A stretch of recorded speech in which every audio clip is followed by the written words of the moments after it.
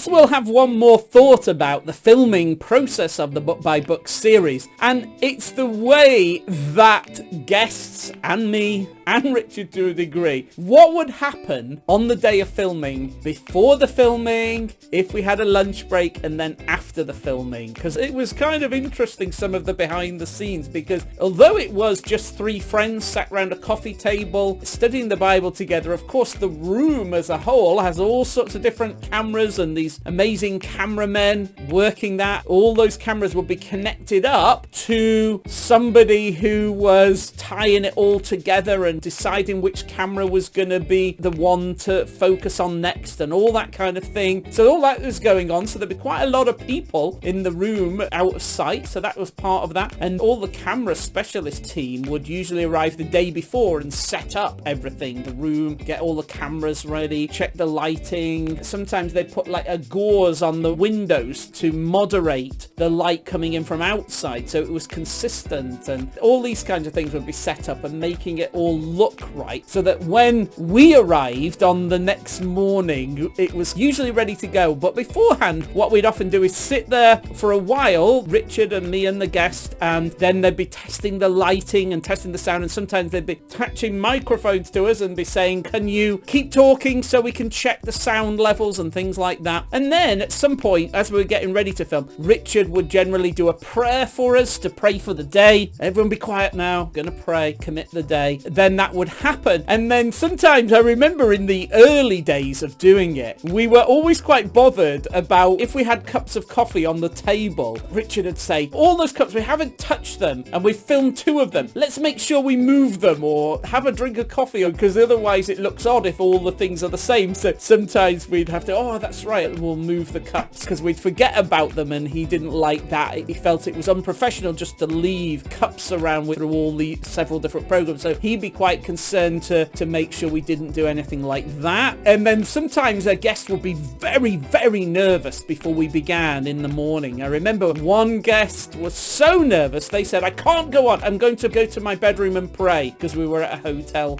then. And so they did do that, and we were all praying too. And then they came back and were really confident. I think because there was this sense, because me and Richard were sort of perhaps thinking, oh, this person is amazingly godly saint and they know the Bible completely. But then they were saying, oh, I feel completely weak and helpless and I don't know what to say, and this is before we start filming. But then once we started filming, the guests would just come alive and they knew everything and they were amazing. But beforehand, they'd often be very, very nervous. When we had a lunch break, that was quite often interesting, because sometimes then we'd just be chatting. But one or two of the guests were quite characters, really, and one guest disappeared off to get some business done somewhere else and we didn't see them for an hour and a half. Someone like Stephen Lungu was amazing when we filmed the Psalms with him, Psalms 20 to 29, and he was sharing the gospel with a member of the staff in the facility where we were. George Verwer, he's also done that, shared the gospel, or sometimes he's been away to a prayer meeting at the lunchtime. KP Yohanan, I remember we were doing 2 Corinthians and the Bible study was about the tremendous cost of ministry and how the weakness, the suffering that comes through this. And in that lunch break, he was literally phoning ministers and workers who had experienced violence, tremendous persecution and suffering that very day. You know, individuals where they lived and people reacting against them and giving them a hard time. And he was literally on the phone to encourage people who'd been having really difficult conflict that very day. That was very powerful. It really spoke to me. So in different ways throughout the day, sometimes it'd be interesting that the guests, of course, are taking time out to study the Bible with us, but they themselves are part of serving the Lord in all sorts of ways, and that would still be going on during the day filming. At the end of the day, when we were finished, I'd always be absolutely worn out and I couldn't hardly talk anymore. But it was always interesting because Richard was energized by people and by these social situations. So sometimes he'd say, oh, let's go and get a bite to eat and then we can carry on chatting for more. And the guest quite often would do that with Richard, but I very rarely could manage. I was just too exhausted. So I was the boring one who said, I'm afraid I'm just going to go to bed. So I'd always slink away and go to bed quite quickly. So I was boring one. But Richard, I always remember how energized he'd be by the filming experience and the guest and everything. Amazing energy levels and passion and vision for Jesus and the Bible. So that was how it all happened, the filming, and then we'd be done, maybe take a day off, clear our heads, but not always, sometimes straight back into ministry. But then we'd have this time to wait for them all to be edited, and then we could look at them and see how it all was. And I was always amazed how I can't watch myself. I find that unbearable. I'd always be like, oh, Richard and the guest, amazing.